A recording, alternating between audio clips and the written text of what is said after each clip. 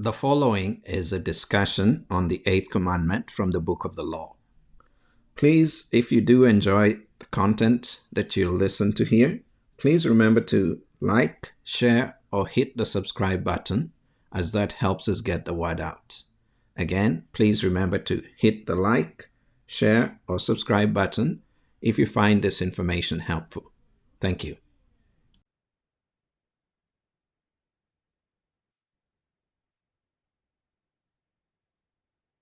Okay, welcome everybody. Nick from Kenya, Nick from New Zealand, kia ora. Vincent, Mama Matuzola, kia ora. Wow, Mama Matuzola, I am surprised to see you, pleasantly surprised.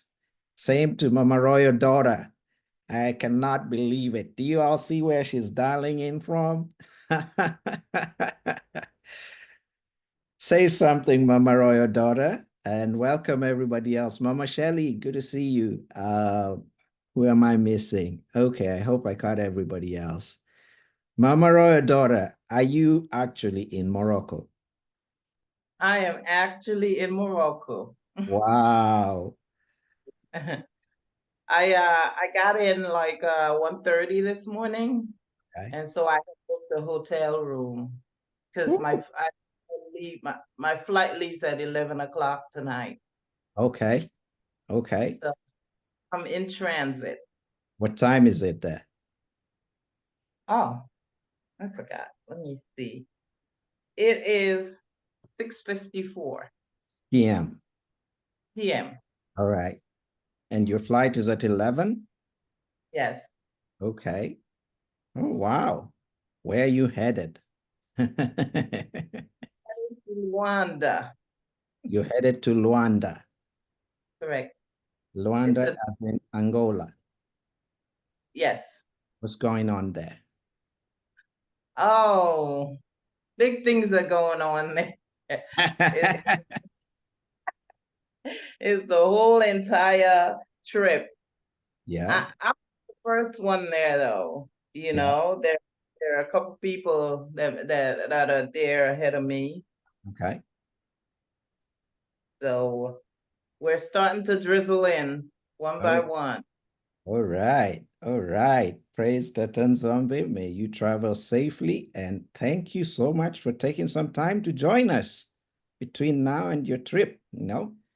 Make sure you put a reminder to leave and go to the airport because we're going to be on here for hours, right?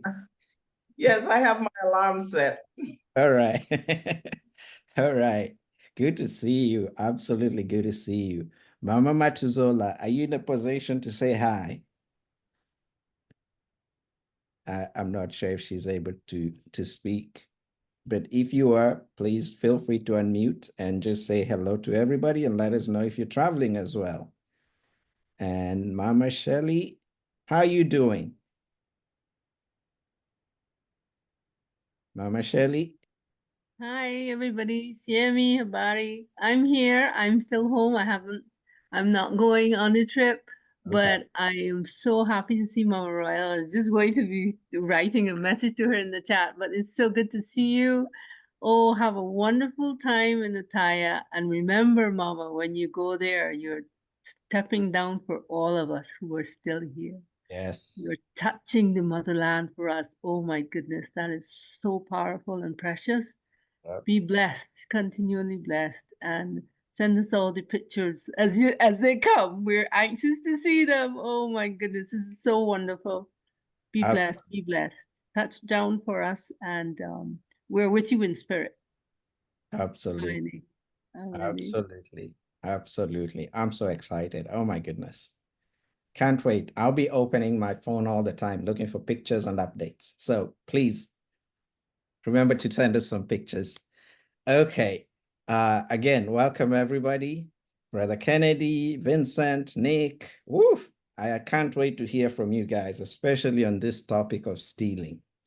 You guys know what's going on in Kenya, and I'm sure a lot of it is related to this topic of stealing. So let's get into some discussion. You know the drill. Put your hand up, put a C or a Q, whatever it is. Let's start off with Mama Emma. Go ahead, Mama Emma.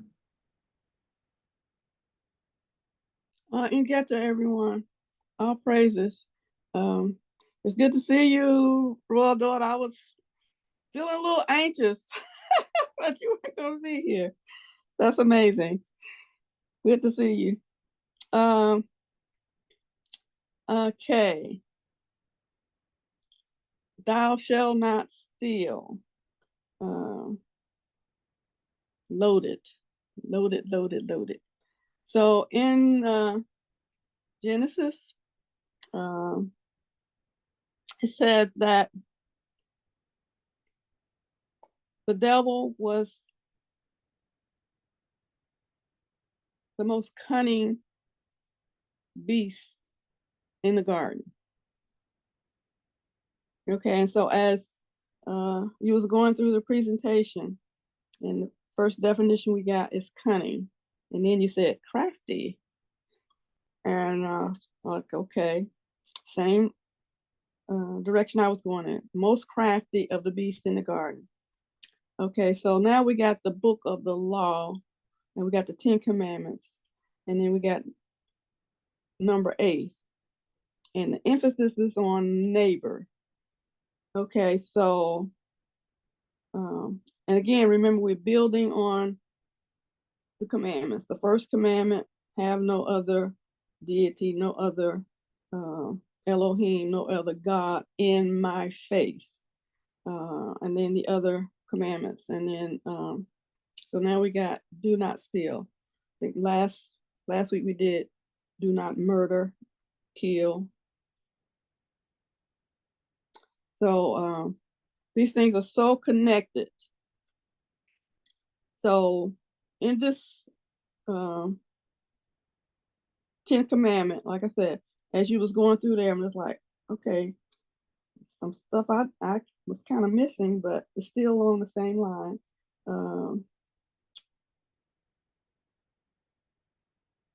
Okay, neither shall thou trespass. Okay, so again, foundation of the world. If the foundation of the world be destroyed, where will the righteous stand? Okay, so I saw Satan fall from heaven like lightning. And where did he fall? He fell somewhere, I think, on the continent of Africa. But wherever it was, it caused a destruction to the whole earth. And so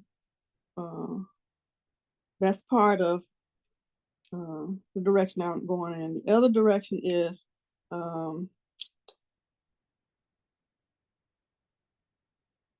as we've been studying, we've learned some things about him. He thought that he was the first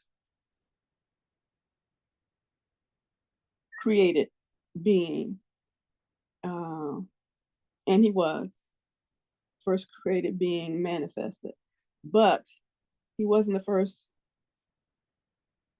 creature, first being manifested in earth realm. So so then it's carried on over to the end of Esau, the beginning of Jacob. And so we see that the whole story that we have been following and studying is that Jacob was the supplanter and that he stole the birthright of Esau, Ishmael. So in thinking about these things, I want to compare the fact that the question is, who stole what? In Geta. All right. I like that introduction to this discussion, who stole what? Wow, that's a very loaded question. Mama Emma, you dropped the mic from the very beginning. Okay, let's pick it up from there. Who stole what? Because, who owned what in the beginning? If somebody is going to come and take something, they must be taken from somebody who owned it. Okay, I see. I think it was Elder Kennedy's hand first. And then let's go to Oh, was it you, Mama Roy, daughter? Okay, go ahead. And then we'll have Elder Kennedy. I have to run in as well, so I'm gonna speak real quick and run. You know, when I was thinking of this verse, when I was thinking about this commandment, this instruction, it brought so many things to my mind. You know, the first one is that when Tata Zambi said, "Do not remove another man's landmark," Proverbs 23:10. You know, it talks about, and it goes in from 12 to 19 to about, you know, the things that he wants us to remember. And like these things are so important. It reminds me why, you know, the world doesn't want that they said that the laws were done away with. And we know it was just the sacrificial laws, but he said the laws are still as valid as they were from day one. And when we read the laws, we understand that, you know, this book of the law was contained in these laws. The laws that he gave to Moses, the Levitical laws, were literally contained in the, you know, they were the breakdown of the law, the book of the law. You know, he spoke in Proverbs 23:10. It says, "Remove not the old landmark and enter not into the field of the fatherless." And this verse 11, you just spoke about it. This is very important. It says, "For their Redeemer is mighty. He shall plead their cause with thee."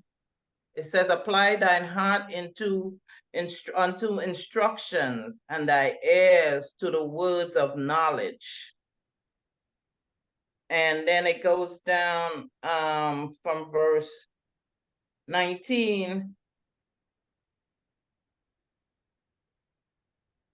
From verse 15, "My son, if thine heart be wise, my heart shall rejoice ever mine. Yea, my eye shall rejoice when thy lips speak right things. Let not thy heart envy sinners, but be thou in the fear of the Lord all day long. For surely there is an end, and thine expectation shall be cut off. Hear thou, my son, and be wise, and guide thine heart in the way. Be not among wine babblers, among the righteous eaters of flesh, for the drunkard and the glutton shall come to poverty, and drowsiness shall clothe a man with rags. So, you know, when he's talking about the eaters of flesh here, he's speaking about those that gobble up their brothers, that destroy their brothers, you know. And he speaks about how wise these words are. And if, you know, he says, my laws, if you follow them, you will live. Deuteronomy 19, he speaks about Deuteronomy 19, verses 14 to 21. I'm not going to read all of it, but it says the same thing.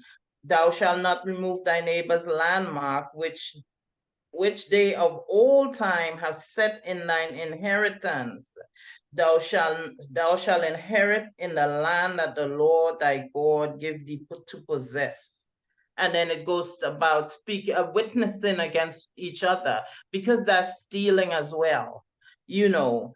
And when I was reading that, I was brought to John 8, 3 to 11, about the woman that was caught in adultery, and how they brought her before Isaiah so that he could sanction their murder, you know, because there's many factors to that. When a woman is a widow, there's nobody to take care of her, you know, and her husband's family is supposed to take care of her because she belongs to them. But they in turn do the opposite, because especially if he leaves property, they want to take that property away from her. And so they starve her out. Nobody helps her, nobody feeds her, she can't plant, she can't reap, she can't do anything. And a lot of time these women are forced into prostitution to eat, to live. So when we see in a lot of times in the days of the Bible, these women were literally forced into prostitution. These days, prostitution is a choice. But back then, you know, that's why people like Rahab and people like that, the women were literally forced into prostitution. If they don't have a husband, then they would starve them to death. And these were things that we did to each other. And we still see that today. So they wanted to take this woman's land, and they brought her before Isaiah, but Isaiah knew, you know, because they brought her, but they didn't bring any of the man that she was committing adultery with. So Isaiah knew. And one of the things, when he bent his head and he started writing in the sand, they knew he was a prophet, and they knew whoever cast the first stone, he would start telling their business. And so they disappeared real quick, you know. So these are the ways and the things that we have done to each other throughout time, you know. And he said we were to be a beacon. We were to be the ones to guide other nations and other peoples and other tongues. But we kind of turned on each other. You know, I love this one in Jeremiah.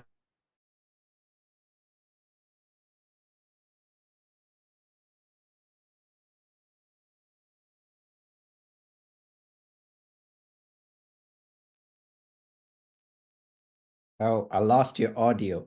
Is it just me? Okay. Yeah, we can hear. Yeah, we lost you. I can hear. Okay, you can hear? Okay, go on. It's my connection.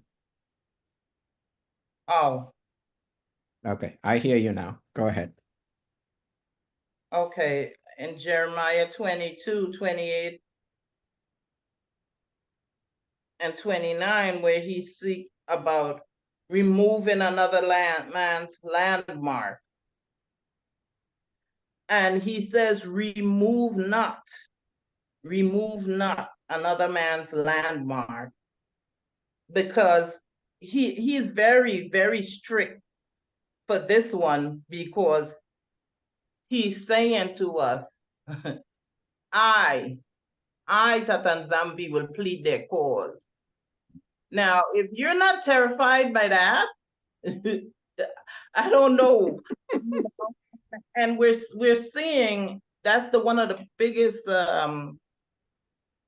law that they have broken in the world. We see, you know, countries just destabilizing countries and destroying countries and sending people in to do all kinds of wicked things to other countries just to steal from them.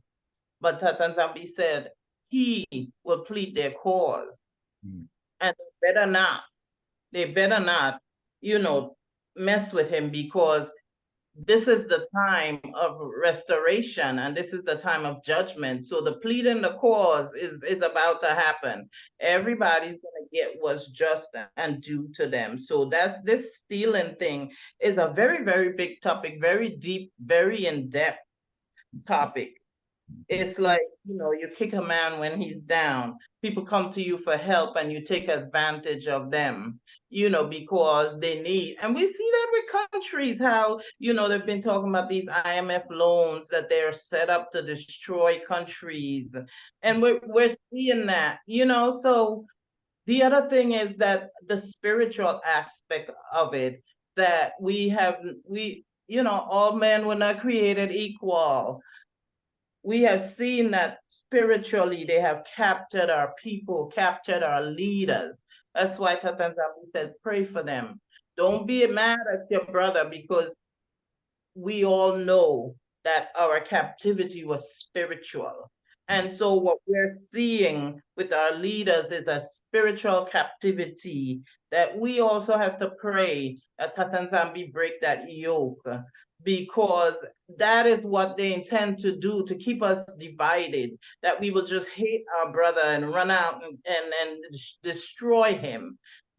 And when we're supposed to be praying for them. So we really have to pray for our leaders, because I don't envy them. I wouldn't want to be in their position, where countries decide that they will come and take out your leaders, or tell them if they don't do what they tell them to do, they're gonna destroy them, and we see it happening country after country. So, this is a huge topic, but the Most High is getting ready to deal with all of the perpetrators, So I just wanted to speak real quick because I'm getting ready to run. I gotta go catch a flight. Love y'all. See you all. Oh, wow. Thank you so much, Mama Royal daughter. For just, I'll take a minute before she runs off to, give you guys an idea of where she is. Let me know if y'all can see my screen here. Yes. Yes, we can.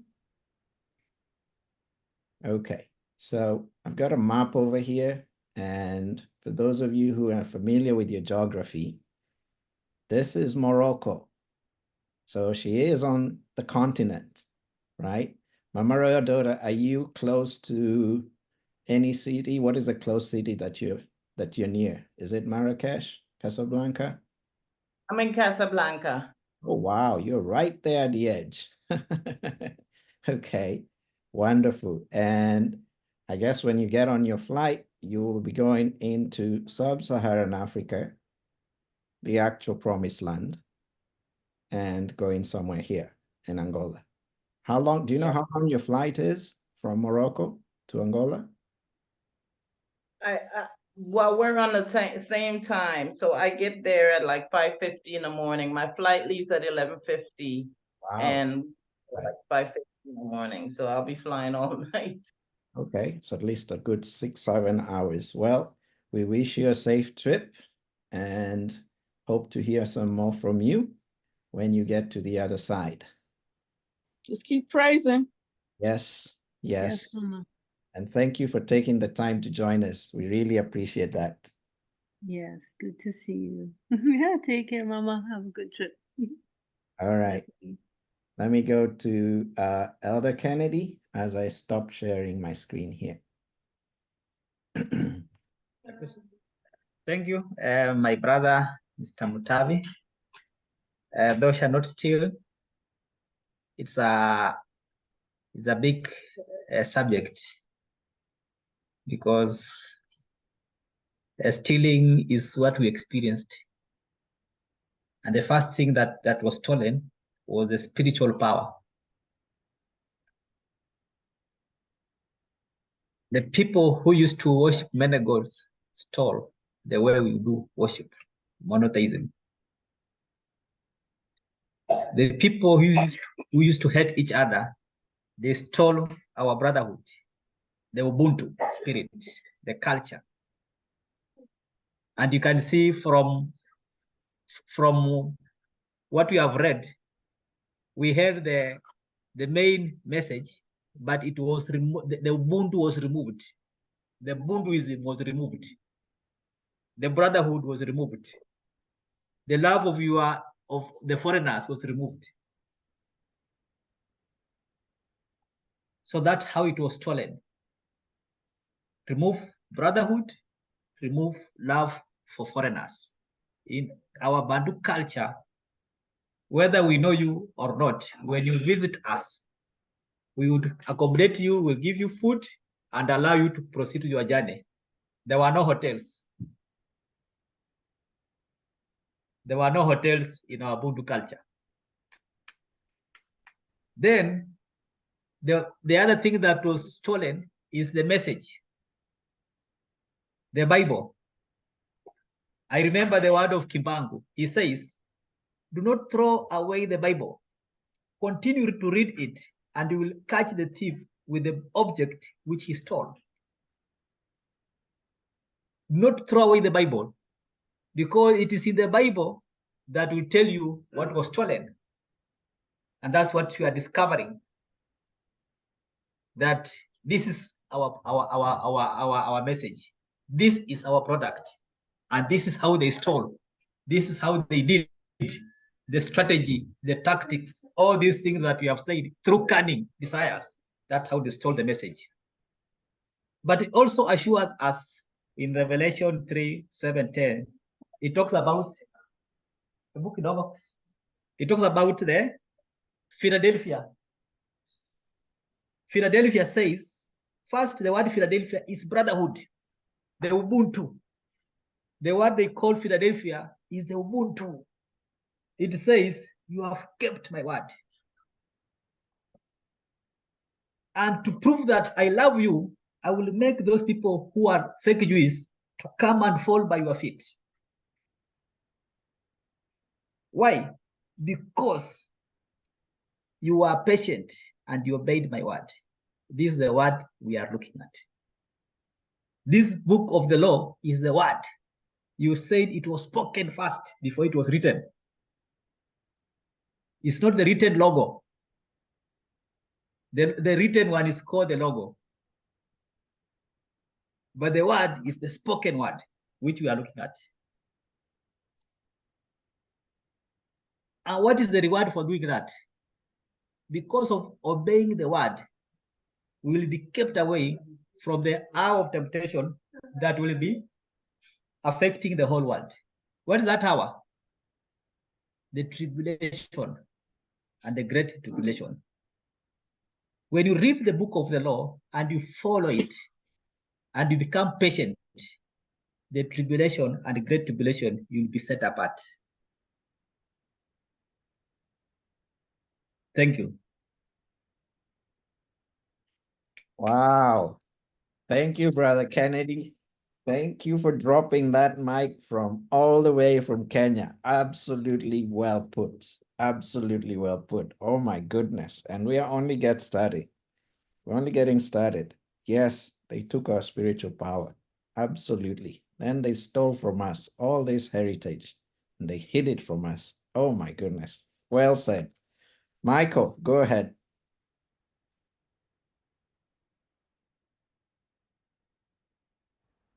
Hello, family.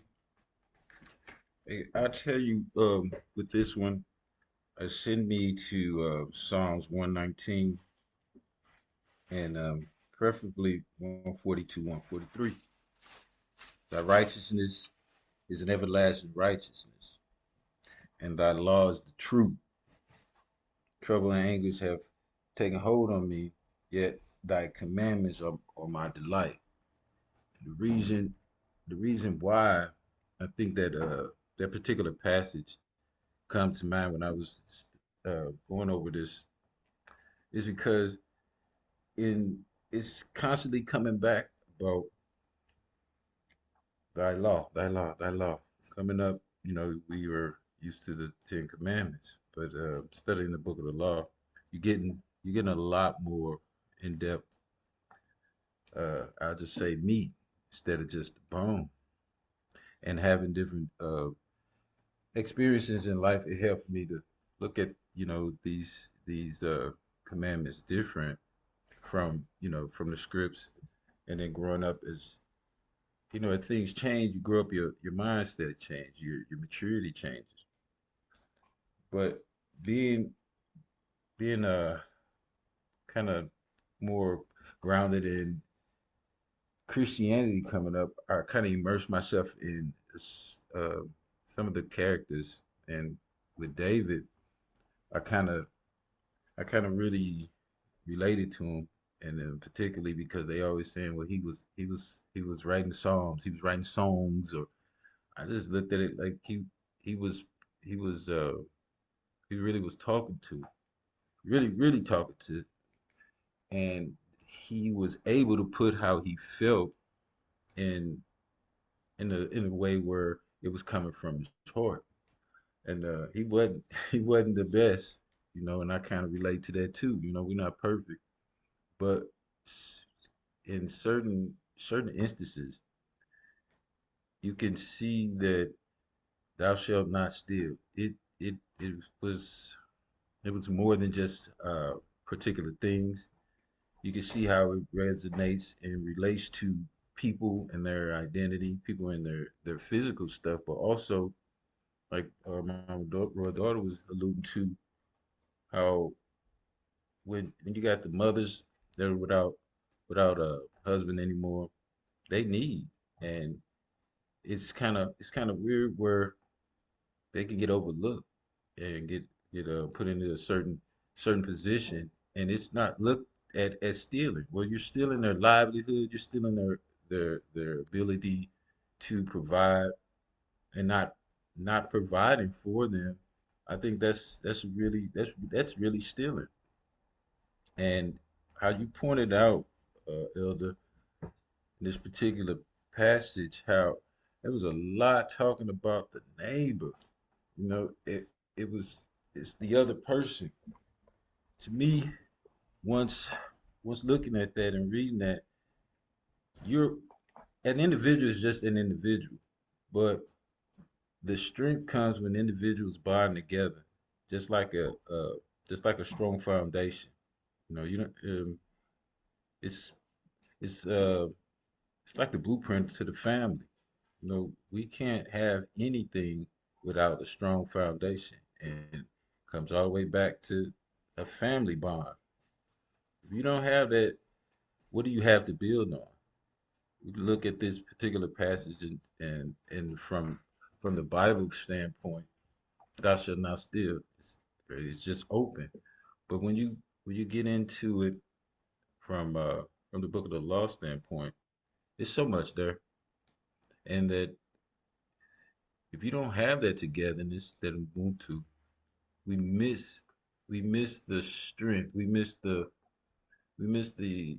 the ability to link with one another, to understand that stealing from just your family, it doesn't have like a a non or slap on the hand type of thing. It shows that that's just the beginning, because if you're stealing from others, that's the breakdown of the foundation of everything. You know, I guess I don't know if I'm right or not. I guess during a particular time that this was given to the children, I guess it probably needed to be reiterated, because how lets them know at the end, you know, you used to be a stranger, and all these things happened to you, and I listened for you all. I heard your cry, and you are mine. But guess what? You know, you do this to other people, I'm gonna hear they cry too. You know, and revisit it on you, and then the whole basically just do to the other people, do to the strangers, just as if they were yours, because in that spirit of Ubuntu, you're treating them as they are yours. So even though they're a stranger, in their mind, in the way you're showing them, which is you're showing them the inside, you're showing them so nini na nini that's in you, the way you act. That's why they're looking to you. I put something in you all so that others can see me in you. So don't do them a certain way. And besides the fact that I'm telling you, you know, let's not gloss over that. It's my commandment, first of all. And I'm just giving you a little bit meat to it. But I said, do not steal. Don't steal nothing. Everything is mine, even the strangers, even the way they act, all of that. And I like looking at it a lot deeper, because it gives a great meaning and it doesn't just gloss over. I'm gonna let somebody else go. That's all I got. Thank you, Brother Michael. Well in. Ooh, great points you guys are making. Great points, great points. I hope I'm not missing anybody. If you want to make a comment, put a C or a Q on the chat or raise your hand. And welcome, Elder Patrick. We see you. Good to have you. All right, Mama Emma, I see your hand, and I also see Nick from New Zealand. Let me let Nick go, and then we'll come to you, Mama Emma. Sammy family. I just want to touch base on Polynesian culture concerning with stealing of lands and the strategy of the colonizers coming here and taking the lands off us and doing other heinous things. For one, I want to say this.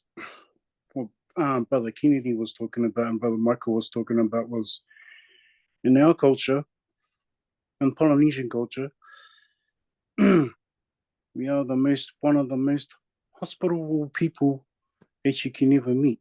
So if you were to come to our country and you were a stranger, we will welcome you with all open arms, and we would show you the love that we have, and we would show you our culture.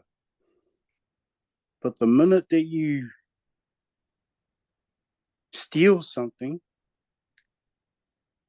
yeah, they could mean very bad. It's like a real bad.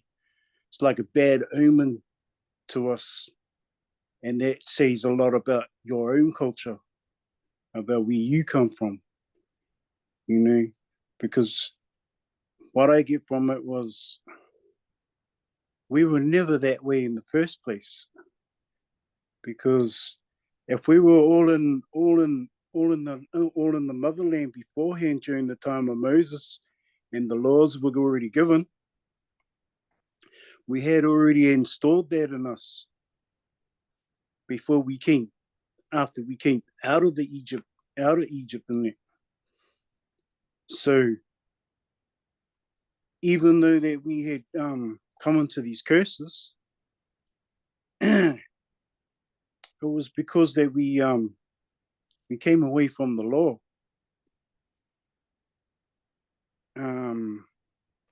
Spiritually, what I'm getting is like, because we came away from the law and started worshiping other gods. So what I'm saying there is that Tata Nzambi, he had a plan. He said, if you're going to start doing those things, well, I'm going to bring the strangers to you. So he brought the strangers to us. And what happened? They took everything and they colonized us. But we only kept, what did we keep? We kept the orientation of the family outfit. So that's what we kept. There were some traditions that we did keep from the customs, but we still had trouble because of the curses. And the trouble was that we were stealing off each other. We were invading other tribes. You know, whereas and other tribes were like taking some of the other tribes as slaves. So that you had to like be a part of them because that tribe was destroyed. So the book of law and the 8th Commandment, Tata Nzambi was actually teaching us that if you live by this law, no curses will come upon you. And unfortunately, that's what's happened for the Polynesian cultures. And that's why you see them in a lot of suppression, like what you've seen over in Hawaii this year with the big fires and that happened over there. And like my people in Maui, they basically lost everything. In Hawaii, they basically lost everything. They're in the bottom of the pits there. These are my own people. And if you go to other parts of Polynesia and the South Pacific in there, you'll see the same thing that's happening in New Caledonia. And what's happening around there? They're getting to a point where they have nowhere else to go. And during that, and because of that, you've got oppression. People need to eat because you're getting exports and stuff like that. So they had to try and resort back to the old ways of growing, you know, in agriculture and that. But they can't even do that because the government has put a hold on those type of things. And it's the same over with the Aboriginals in Australia. They're the same. They go through they go through a lot worse too. And now that I see the 8th Commandment, it just goes to show you that they had a strategy beforehand. But we must understand that who's in charge. Tata Mazambi is in charge. Everything is he knows everything. So he already knew what was going to happen because he was telling us, I already told you through the law. So what did you do? You went against the law. And so I had no choice. I had no choice to do this to you. And so it happened to all Polynesian cultures. And I'm just related back to my own lands. We had a tribe here in Parihaka here. They're called Parihaka tribe. And when we had the wars here with the British colony, when they came over with the British and we were having wars with them, so we had a kind of like a township. It was a village, a big massive village. And well, the white colonizers didn't want us to act like normal. And when they saw that, they were like, no, you just can't do that. You just can't live like us. I mean, because that's how we were trying to live. We were living in peace. And so they came and invaded us and they killed everyone in the whole township, the whole village, the girls, children, everybody. And I still think that because that happened was because they had a strategy beforehand to come over and invade us and take the land. So it was a major tragedy in my tribal area, in my tribal culture, and it's never been hasn't been brought out much, but it should be in history. But that just lets me know that we do have a custom where we will let you come in, and we will treat you the way that in the other commandment, like treat your neighbor as you treat yourself. This is how our cultures are. We're exactly like that. But when you come and invade us and take everything else in us, we have to think about what we did in the past. Because if we didn't think about what we did in the past, we wouldn't have known why these things were happening in the first place. Because Tata had said to us, I will bring strangers into your land and they will pollute your land. Ingeta.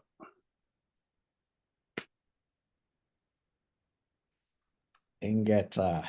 Thank you. Ingeta. Thank you, Nick. You know, it seems to be common that, you know, wherever Isolele was scattered to, they still maintained their customs of welcoming people, you know. And unfortunately, you know, some of those strangers are the ones who did the unthinkable to us, you know, especially the strategizing part, you know, we welcomed them, yet those we were welcoming were spies, explorers, that's what they called them. And then the explorers went back and told the rest of the strangers, oh, that land has a lot of milk and honey and other goodies. So they got together, you know. And I just wanted to point out there, Brother Mutavi, that the way they found us is they had other brothers on the ships and they already knew where we were going to. You know what I mean, Brother Mutavi? Yeah. They already knew who we were. Yep. And we were just like, how did they know who we were? And where were we? because they had other brothers on that ship that knew where they were going to. Yep. We were all placed. So yeah. Yep, absolutely. I mean, I'm just looking up something here about the Berlin Conference, you know, and I think about that. Oh my. I mean, we'll talk about it. So Mama Emma, go ahead. Oh yes, I mean, ooh, some good points. I wanted to go back to Royal Daughter. She hit some stuff.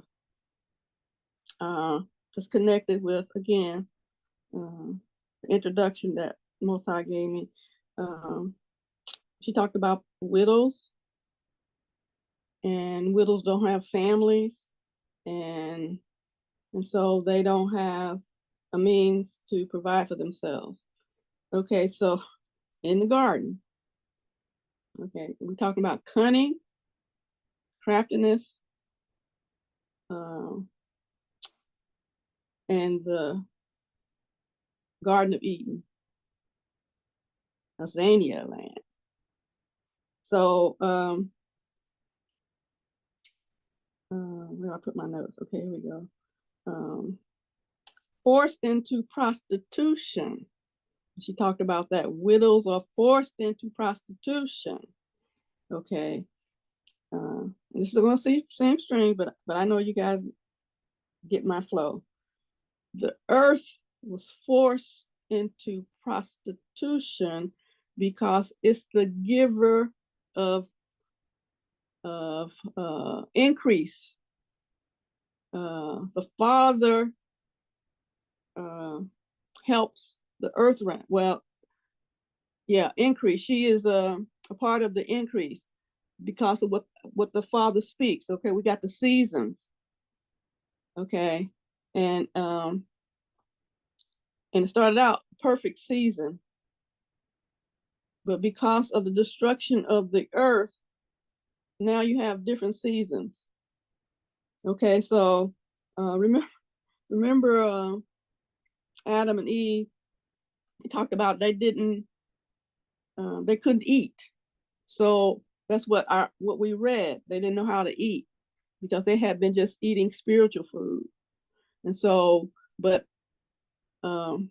according to our Bible, it says that the Most High, once he had already made this place for them to be, and he gave them what they were supposed to eat.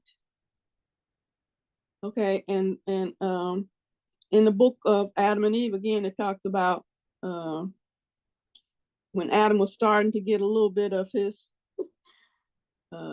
mental capacity back in between the attacks of the enemy. He said, well, in the beginning, I had control over the animals in the earth realm, but now they're going to be afraid of me and they will attack me. But the Most High said, no, don't worry about it.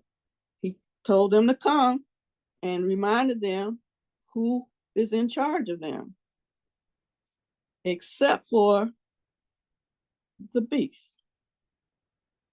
He didn't come. Okay, because again, see, he'd already been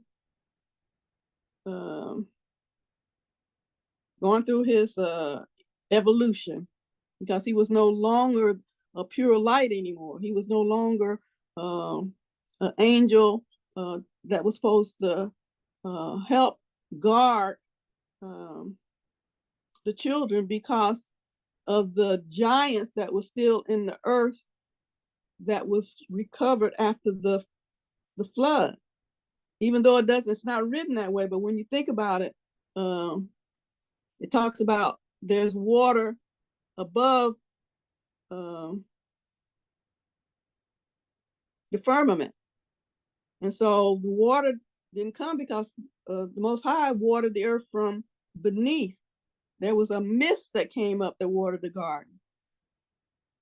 So it talks about that. So we know water was there, but when the enemy broke through, the water came from above and below because of the impact. We're talking about energy, and we're talking about the velocity of something from the heaven realm the heavenly realm that is pure energy, struck the earth. Okay, so now we have the earth is not going to give what's supposed to. That's what the Most High told Adam. The earth is not going to be able to yield to you as it was before. So you're gonna have to do some things. Okay, so the reason why I was bringing that up, because again, we're talking about the invaders, and now we've got it all the way down to the minute human beings in the Earth's realm that has evolved over, well, they say eons of time, but it might not have been. But anyway, and the destruction of our individual lands, not only the earth land, but our bodies, separating from our families. And so when she was talking about the widows, it's like, oh my goodness. Some of the ladies on, including myself, on this platform are examples of that. But again, because even through our walk with the Most High in whatever religion we were in, if we were in a so-called religious organization, we might not have been, but because he said, you are made in my image and my likeness, I have never left you nor forsaken you, nor will I ever leave you or forsaken you. I love you with an everlasting love, even though we didn't fully understand that. And some of us still grasping with understanding that, because, and the reason why I said that, because the enemy, okay, as we learn, is crafty, cunning, stratagem. When they have stratagem, we read in the book of Noah and Jubilees that they made a confederacy against humans. But again, because of our Bible and influence that he had on one of the brethren, we just think it's just in the natural realm that they have made. And that's true, they have. But the original confederate against humans was the fallen angels. And so it's written in our book, again, based on they came to steal, kill, and destroy. They only came steal, kill, and destroy. Okay, so when I started out with this is what I put in my notes. Here we go. Kill, the ultimate way to steal. So, and that's what they did. How are you going to steal someone's identity if, at least that's what they thought. And to a certain extent, they've done that. And they're still trying to do that. That's where we are now.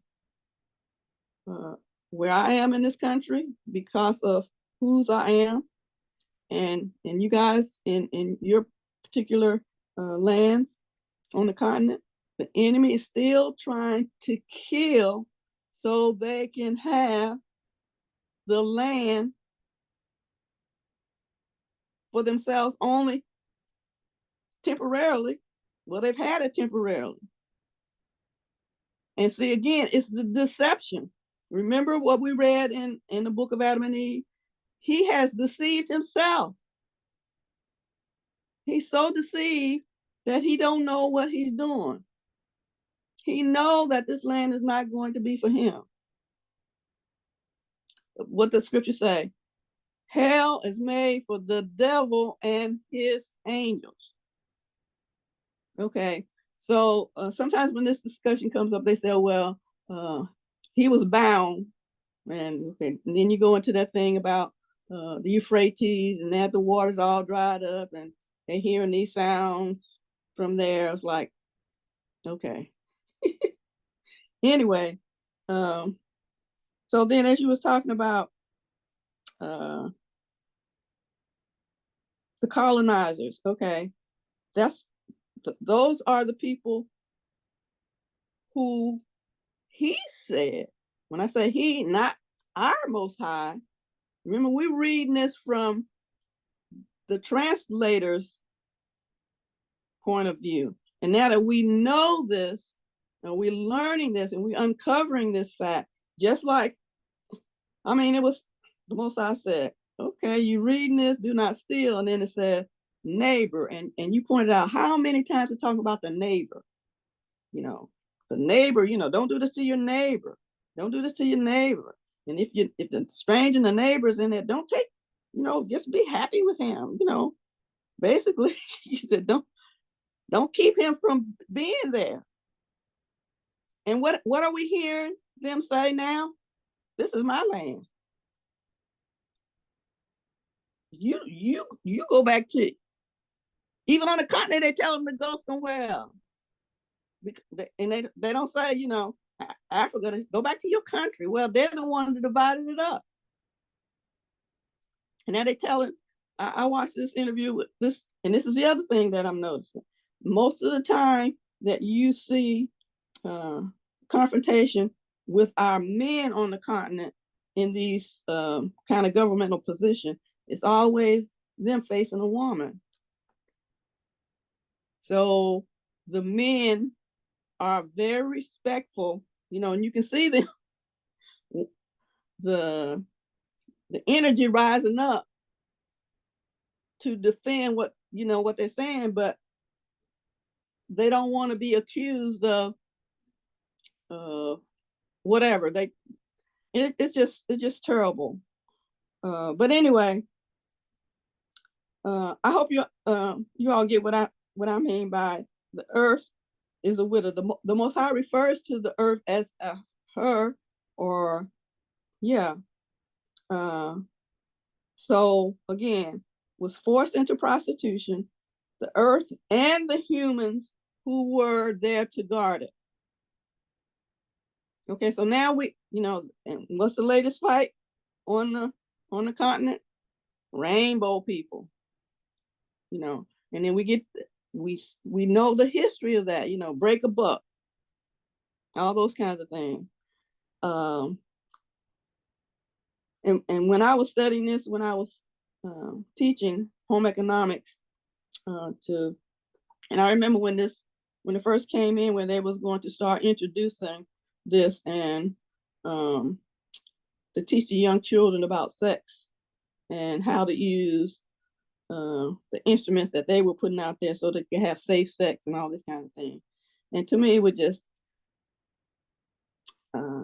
anyway, the children back then were normal inside. They were like babies compared to some of our teenagers now. And so to see this being introduced to them, they didn't have no idea, neither did they desire. But again, it was the non-melanated system and the teachers who were pushing this. And then it just blew up.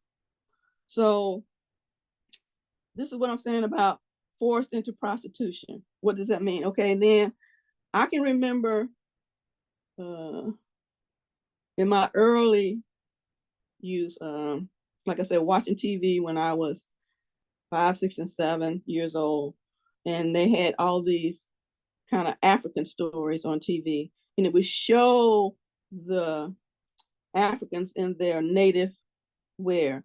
And when the colonizers would go, when the British would go over there, they had to bow to those kings. They was always on their knees with the king. And then, like I said, we are being hospitable.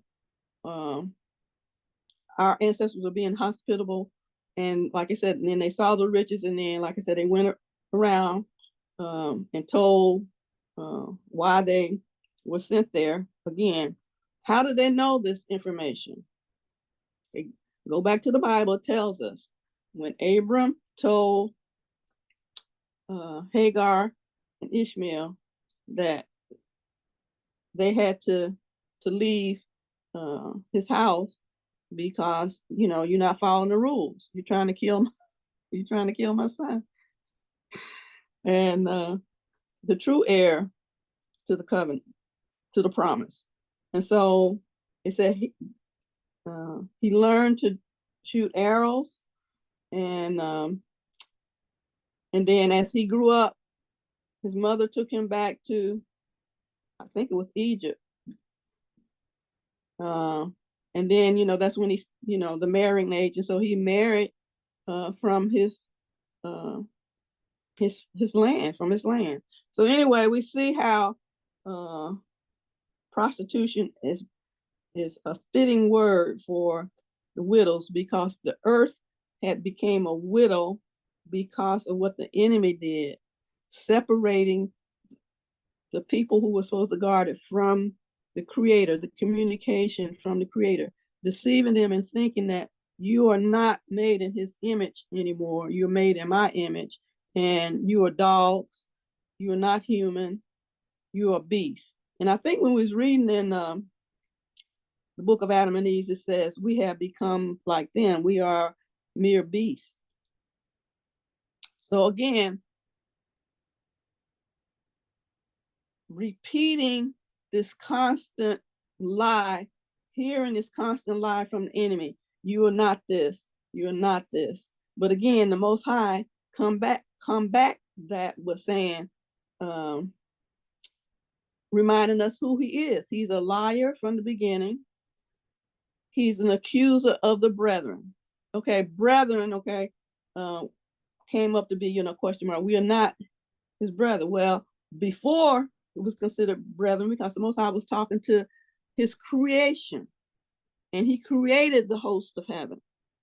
But then he said iniquity was found in him, because again, he deceived himself. He thought he wasn't going to be the praise anymore. He was the praise instrument in heaven. He still had that. But because he was deceiving himself, which, I don't have the answer to that yet, but it's just ridiculous. I guess because again, the Most High was talking about his creation. You made in my image. You have authority over everything that I've created in the earth realm. And the enemy, he wanted that, evidently. So anyway, this is, thou shalt not steal. Who is he talking to? When is he telling them that? Where is he telling them that? And why is he telling them that? And see, that's all part of the deception. The 10 Commandments, like he said, in cunning, he used these kinds of things to outwit. So he's taken the word of the Most High and come up with these decrees and call them commands, when the Most High spoke to us in love and gave us instructions. And he gave us one not to. And now you have all these not tos, because the enemy has flipped the script. I remember when we read, studying in the Brit Hadashar, the Gospels, the epistles, it says the disciples turned the world upside down.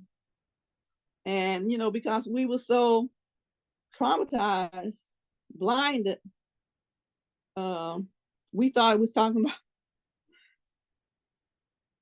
Jesus, them following Jesus and all those kind of things. When, yep, that's true. That's how they turned it upside down. They was continuing to do what their father started: steal, kill, and destroy. So, yeah, it's a lie. Was one other point I want to make. I can't remember now. Yeah, kill. The ultimate way to steal. John 10:10 says the thief only came except to steal, to kill, and destroy. And how does he do that? We see his ways. We've seen his ways. We see in his ways. And He's causing us to do that. But see, this is the other thing that I keep talking about. It's like they are starting to realize the importance of sound, drums. That was another thing that I remember growing up. They talked about the drums and how they communicated. The enemy, they communicated with grunts like animals. But our people created spiritually. I think somebody mentioned that I was watching something, telepathy. Is that how you say it? So that's how they communicated. And I've heard personal individuals talk about how their parents knew when things were going to happen. And in scripture, it tells us the prodigal son, the father saw his son afar off coming. But, you know, again, in our limited understanding, we thought, okay, well, yeah, you know, we can go outside and look down the street and see somebody coming. But it was farther than that. He was farther away than that.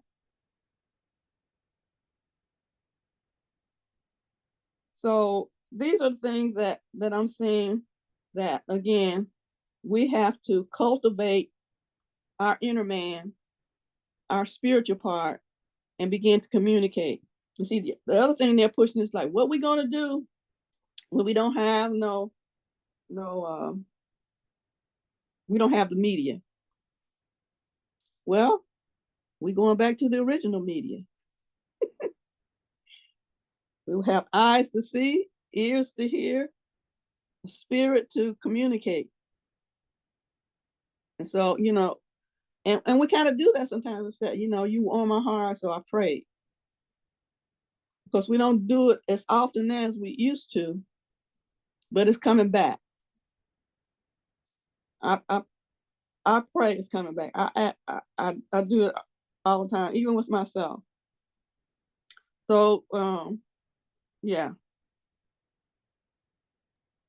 Ingeta. Thank you, Mama Emma.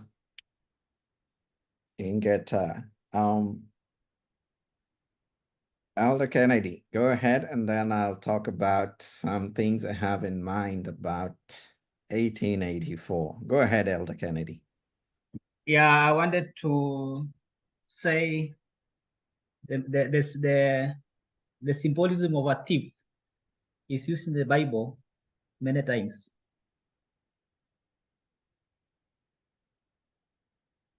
When we were given our option to save the Savior, we said we do not want him and let the thief be released. So Barabbas was chosen as a thief. And the curse that befell upon us were the curses of theft. You had mentioned Kenya, and you understand Kenya. We still are suffering from the spirit of theft, corruption. On the cross, there were two thieves. One repented, the other one was arrogant and proud. In the book of Joel, we are reminded that there is a restoration of what was taken.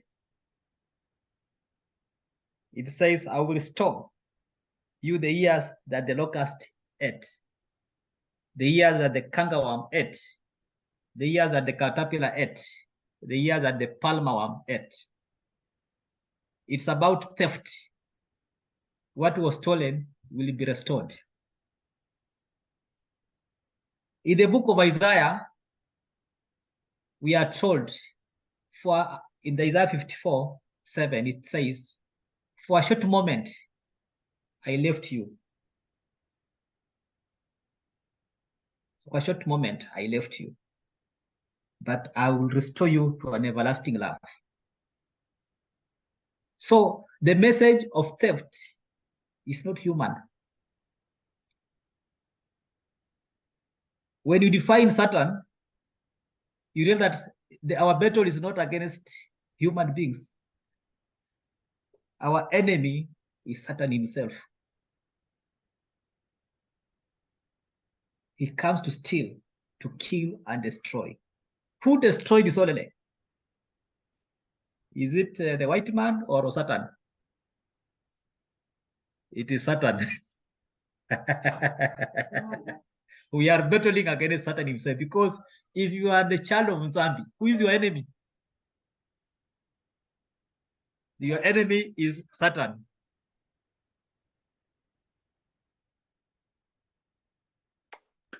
Thanks. Oh, thank you so much. Thank you so much, Brother Kennedy. Thank you for that one. Elder Patrick, go ahead. Go ahead.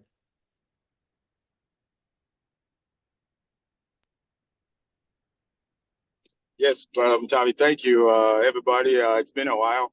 I've been traveling. I think you read the message. I think I see your attire. It's the same attire I'm wearing, but I can't show you right now. I think it's in the mood.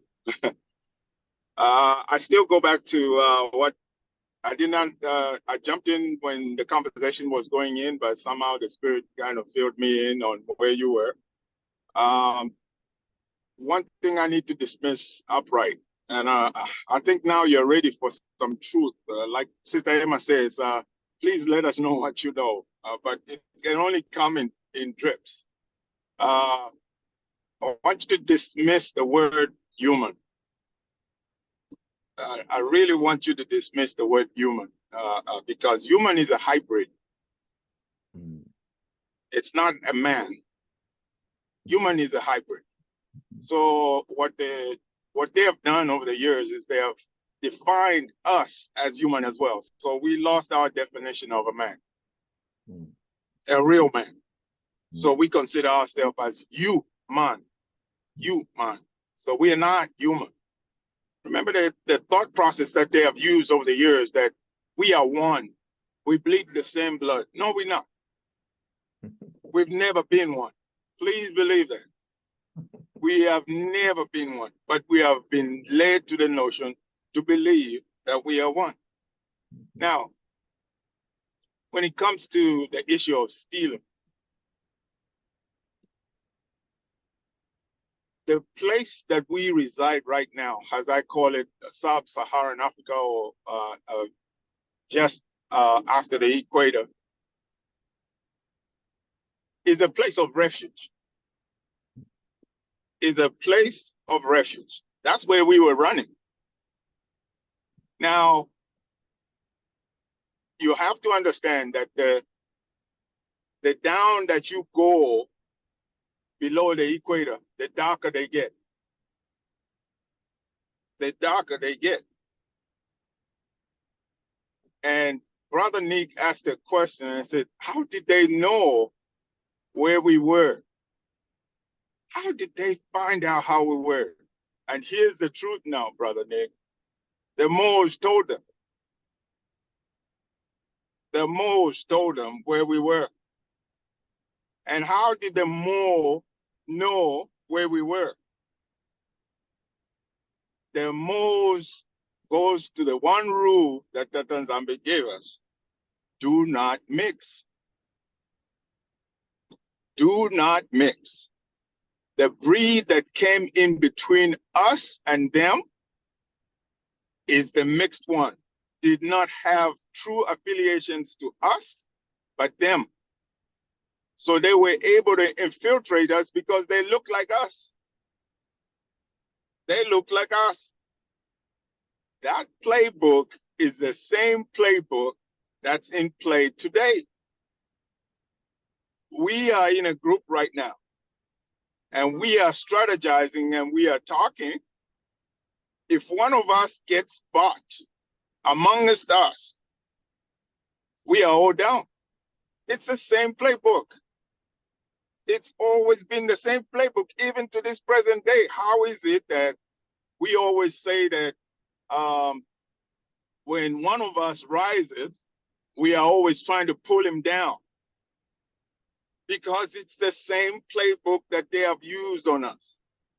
Now, I wish I could, you could hear me in one of the languages that I can speak. Because most of Brother Mtawi, help me out here. What are African proverbs, Brother Kennedy, or something? What do we call those African proverbs that I don't know how to translate it. I'm gonna say in my language the word is ndimo, but that is a word ndimo. Yeah, ndimo, ndimo. Yes. So and so when we say ndimo, of which you can understand Swahili because I can mix Swahili with Shona and then the words can be the same. Ndimo is a saying that it doesn't literally mean in physical term the actual, but it is a depiction of how I can describe something in ndimo. That's what the proverbs are. So if I were to describe something like I'm going to Brother Mtavi's village, but in Ndimo, I will say, before I get to Brother Mtavi's village, there's a huge snake that I have to overcome before I get to Brother Mtavi's village. And that huge snake is not literally meaning a snake, it means a mountain. I have to climb a huge mountain to get to Brother Mtavi's village. So now when the translator, the English language is the one that really kills you, tries to translate that, they literally take the snake as a snake because they didn't understand the true meaning of the word that was used. So that is the battle that you face in the translations of the Bible. Because now when we say, if I were to say that Osa Belawantu, don't steal from people. Osa Belawantu, yeah. That means if I have a harvest, I shouldn't take from it, but I should go and ask. So, but Osa Paya Muntu, yeah. Osa Paya Muntu, don't kill a person. The English language just goes directly to that. So when they took the commandments, just like we say there are 42 laws in my heart and so on, they only took the ones they could possibly feel it was related to them, but they couldn't understand the culture of the other 42. So they only took the ones they could understand. So the whole person of that possesses those 42 laws within them. I hope I'm making myself clear. So, but please understand, the English language is what has bastardized everything. And for that reason, you have a difficult time now understanding what Tatanzambe really meant here and what the laws actually meant. But they're written in your essence. They're really written in your heart. And you can actually feel them when something is being done to someone, even if it's a person that's guilty and they're hanging him, you feel a sense of guilt yourself that it is not something right. It's not something that should be done. So I think your challenge here is to go more to the original saying that was actually said and then now translate it into something, which is you have to go back to go forward. Because if you don't go back, then your status will be based on a broken foundation. So you have to understand the past for you to go forward. And understanding the past is really breaking down. Let the Holy Spirit, the Mandavela, really work within you to actually break down some of that. That's all I got to say for now. You can get them. Thank you. Thank you, Elder Together. Patrick. Very good point. Very good point. You know, it's like we've been watching TV in black and white. Or it's like we've been listening to the news on the radio. And then somebody, it's like, you know, you start listening to news on the radio. And then one day you hear the same news, but now you're watching it on a black and white TV. So because you can read the nonverbal cues from the news presenter, you're able now to get the depth and the scope of the news being delivered. But then another time comes where you see the news being delivered in color. So you're getting more context, more content that is helping you explain, helping you understand what is going on. you know, and here we are finding out that that extra content, that extra context, first of all, has always been with us. It's just been stolen from us through our language. So now we are struggling to explain things in this diluted language called English, you know. But at the root of it all, you know, when you go to the land and when you interact with people from the land, they don't even have to explain a lot of things. They just give you a proverb. They just give you a riddle, you know, a metaphor, because that is how they communicate. And the metaphors come from their environment.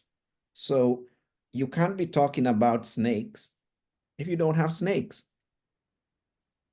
You can't be talking about lions in your metaphors if you don't have lions. You know, we've caught them with the fake translations, yet what they're trying to translate is not theirs. And that explains that what they're trying to translate is something that they stole from somebody else. Just yesterday, I was explaining to somebody about the word Abraham. You know, when Abraham's name was changed from Abram, it says in the scriptures that it is Genesis 17:5. It says, neither shall your name anymore be called Abram, but thy name shall be Abraham. For a father of many nations have I made thee. I've put the scripture there in the chat. Now, think about this. That statement says the reason his name has been changed is because now he has become a father of many nations. So the word Abraham in itself, the name Abraham, doesn't give you any indication. It doesn't have any meaning that tells you that he's now a father of many. All right? It's just a blank word in English as a name. But if I take it, for example, in Kamba, his name is written in the scriptures as Avalam. That's Abram. Avalam. Avalam equals Abram. And I'm putting it on the chat. But then when his name was changed, it became Avalam, double A-M. Okay? In the Kamba language, second one with the double A, Avalam, means those that belong to Abraham. It's a possessive noun. So the meaning now explains why he is a father of many, plurality. Right? It's like me saying those of Nick Tumahubki. And his name now is no longer Nick, but it's those of Nick, you know, or those of Sister Laura, or those of Matuzola, those of Shelley. You know, your name has been changed to where it inherently carries a meaning. Okay. Vincent, go ahead. Go ahead.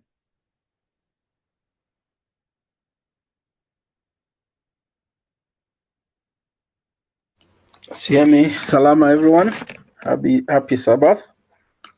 It's been a while, but I thank the Most High. It's been a different kind of journey also. Let me just go back to what we studied today. I'll just focus on three things on this issue. The first thing that came to my mind when I read these scriptures, it says, thou shalt not trespass upon anything that is thy neighbor's to take it from him. For me, first thing, intent. You know, there is the action, thou shalt not steal. That is an action. Thou shalt not trespass, okay, upon anything that is thy neighbor's to take it from him. That means already in your heart, you have an intent to take from someone. That is already now where we go wrong. Because it means it's not just the aspect of I stole. I could have gotten, somebody could come into somebody's place whether it's invited or uninvited, and sees something else and he has an intention. So here we're already moving beyond just the aspect of the attribute of just taking, but there's an intention here. Then the second thing on that, all right, to take it from him, not to destroy it. Now, this is what caught my eye among all the other things that were taught about today. You know, if somebody goes to steal, to take, he wants to take possession. Okay. So if he's encroaching with an intention of taking, that shows he's got a bad intention. But when you add the next part of that scripture that says to destroy it, this is malice, this is wickedness, you know. So you're saying it's that attitude of, if I can't have it, neither should you. You know, that kind of if it cannot be for me, then neither should you have it, because neither nor destroy it. Okay. Then now it goes on to the other things that all around that. I looked at this thing and I've just been going through several things in my mind, and I look at how many things people try to steal, not from just because at the end of the day we are being prepared to fulfill a purpose on the earth as the awoken people. The whole purpose of this is to awaken us, to bring us back to the old and ancient paths, that we may walk them in truth. We've been blind, but now slowly by slowly the truth is being revealed. And I like something that Brother Patrick said. We may be getting ready now for the bitter truth that we didn't want to accept. So as it goes along, we come now, we're being fed that which was too bitter for us that we could not accept at that point, but maybe we are getting ready for it. The ones that we didn't want to, we were not ready for. Now, when we've talked about the way, I've had several comments, Garden of Eden, what was stolen for us, and all that. But in our current scenario, in our countries, in our societies, we are busy either seeing people steal or participating, and we don't do anything, or we just stay silent. As long as it's not me, it's good and okay. We have people who steal elections. They take. Now, I want you to think about things, some simple things like elections, very from a different angle. I know previously in, I think, the first or second commandment, when you are studying, it was about government. So what happens when when you steal elections? What happens?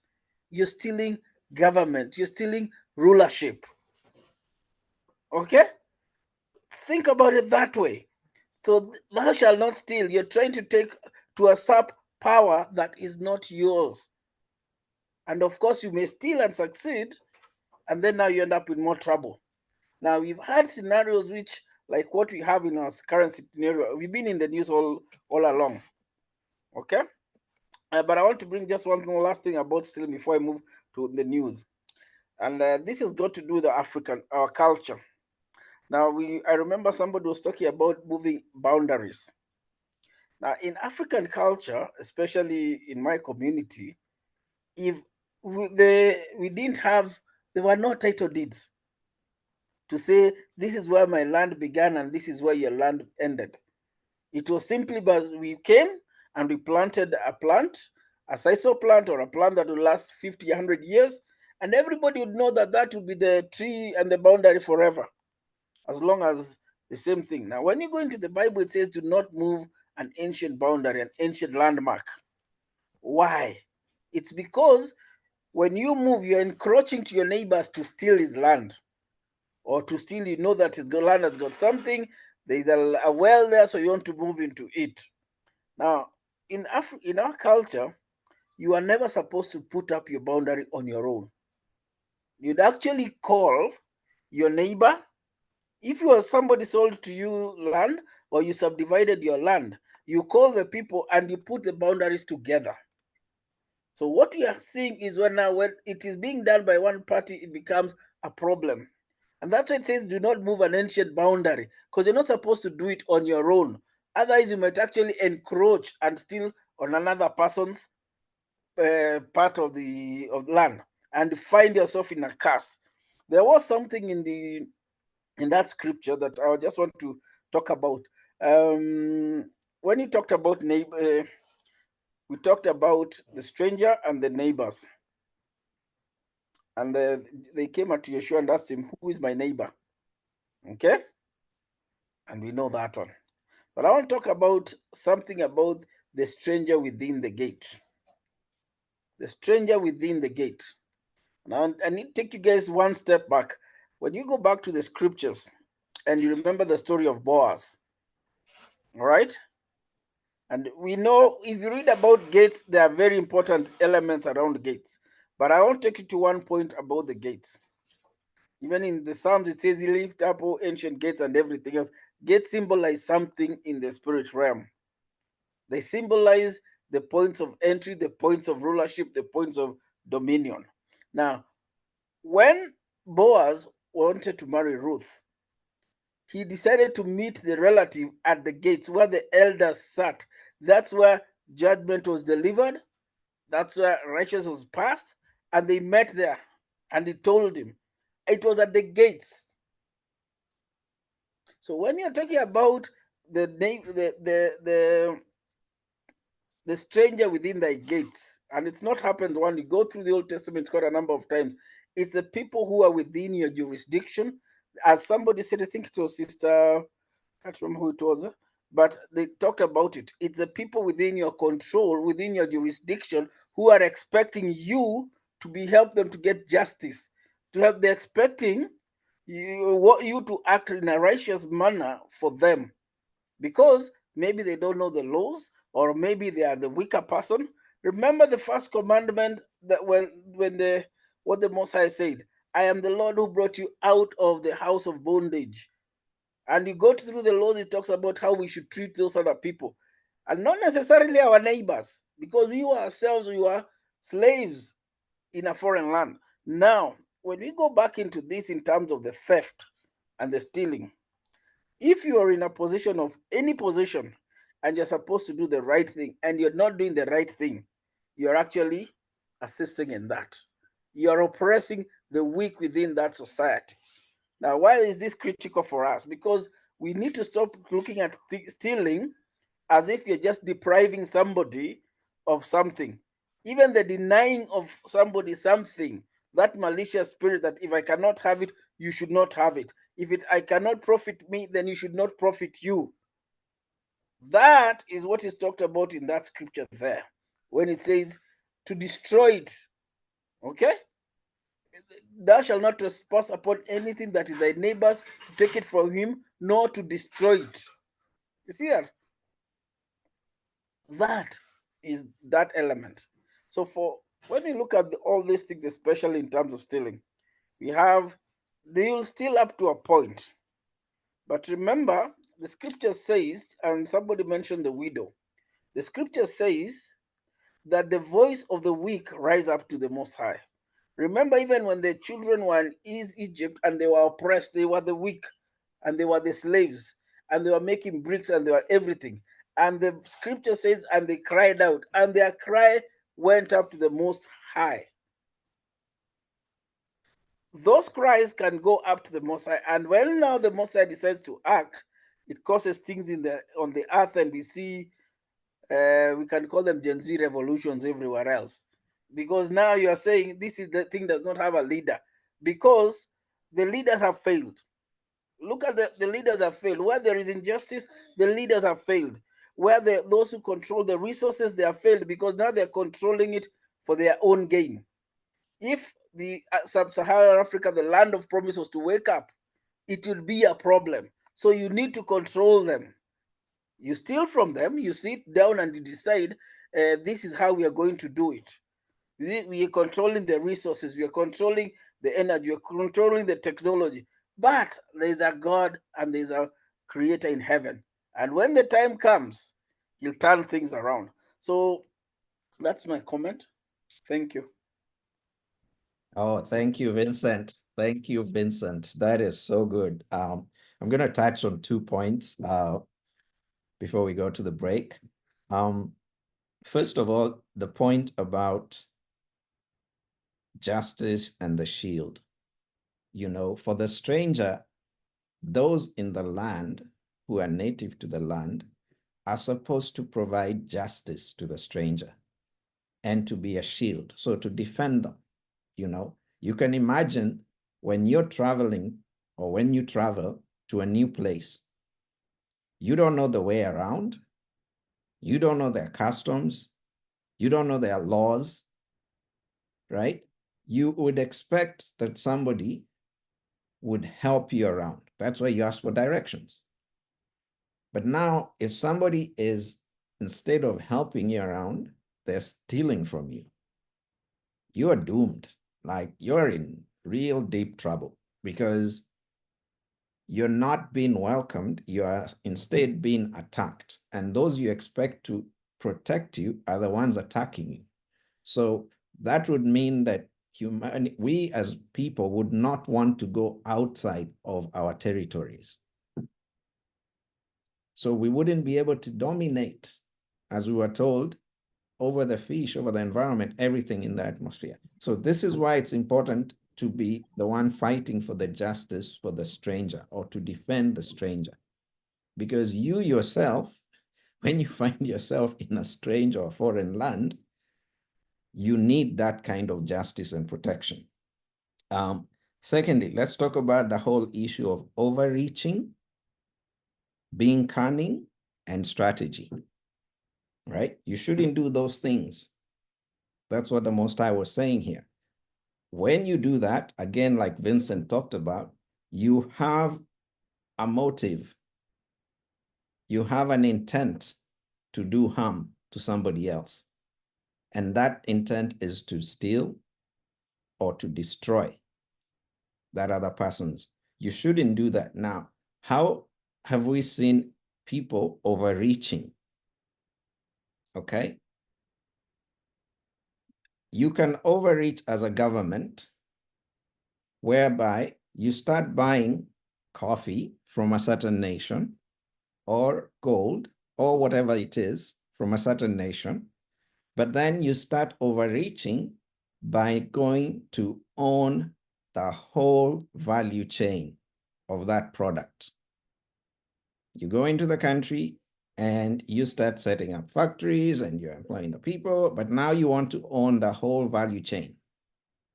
That is overreaching, okay? Some of these countries, most of these colonial masters, they've also been strategizing, okay? So we look here and we see that the Berlin Conference was an international gathering of 14 countries, or representatives from 14 countries. These are the countries, okay, who met to establish a common policy for trade. Trade sounds like a good intention, and colonization.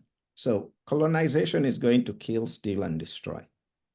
You're going to dominate another people. So malicious intent right there, as well as to draw colonial state boundaries. Who are you as European nations and the United States? What authority do you have to go draw boundaries in a land that is not yours? They didn't. And these are the 14 nations here, right? Now, what did Africa look like before these people sat down to strategize? And by the way, talk about being confederate and strategizing. Confederate.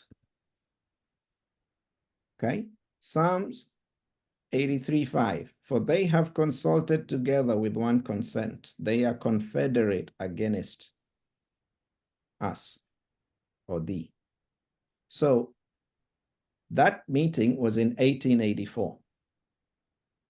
This is what a map of Africa looked like in 1883. This map is from 1883. Okay. I don't see any country called Kenya. I don't see, there's Morocco, but it's not a country, it's a territory. Okay. There's Sudan, there's big territories, and this person who drew these lines is just drawing boundaries like rivers. They're not necessarily identifying a country. This is Sudan or Negrita. That's what that region is called. The Great Desert, Sahara, you know, unknown interior, Lower Guinea, another Guinea there. You can notice that there are no boundaries. This is in 1883. Okay. This was before the Berlin Conference the following year in 1884. So you're just seeing mainly boundaries that are by natural items, or maybe some of them are territories, but these were kingdoms. Then what happens after they meet in the Berlin Conference? You end up with this. They chop it up. They strategize. They come in, they decide the British will go to Nigeria, to Kenya, to parts of South Africa. The Portuguese will go to Angola and Mozambique. The Germans will go to Tanzania and Namibia, and so on and so forth. The French, West Africa, and so on and so forth. They strategized exactly what they were told not to do. Funny enough, not funny, but sad to say, a lot of those countries were the same countries that came to Africa carrying the Bible, which didn't have the book of the law. So they left it out, probably because they knew somebody would ask them, why are you doing what you're told not to do in the book of the law? But they came to steal, to kill and destroy. Okay, let me talk about what is going on right now in places like Kenya. Okay, now we know most of these countries got their independence between the 60s and the 80s, or even as late as 1990, like in the case of South Africa and Namibia. What these countries are doing today is being cunning. You know, that commandment talked about being cunning or strategy. They're being cunning. What are they doing? They're using some of the leaders in those countries as political puppets. And those leaders are enriching themselves at the expense of their citizens. What's the evidence for that? You know, a few years ago, there was a WikiLeaks, not a WikiLeaks, but there was a leak of information called the Panama Papers. And the Panama Papers showed a lot of people hiding their money in all these tax havens, starting in Panama. So you had Cayman Islands, you had British Virgin Islands, you have so many other places where you can legally hide behind an organization that does not name you as a director of a company, and you stash your money there. So this information was leaked. It's public. You can Google it, you'll find it. A lot of political leaders in many of these African countries, Kenya included, okay, had their presidents and other politicians listed there. And they have a lot of money hidden in those accounts, right? So this is the money that they are being given so that these neo-colonist, mostly European nations, can continue to steal from those countries. These countries support them to stay in power or to get in power. Thank you for watching this And discussion. then these countries demand If you found that it while helpful, you're in please power, we want remember access to hit the this like, and that and share, this and that. and subscribe button. That helps us That get the is word being out. cunning. That is Again, being crafty. remember to hit the Because you're like, using share, people, or subscribe you're button. using a few That people, a helps few us get the individuals word out. as puppets. Thank you very much. They do the same thing through all these political organizations or regional organizations.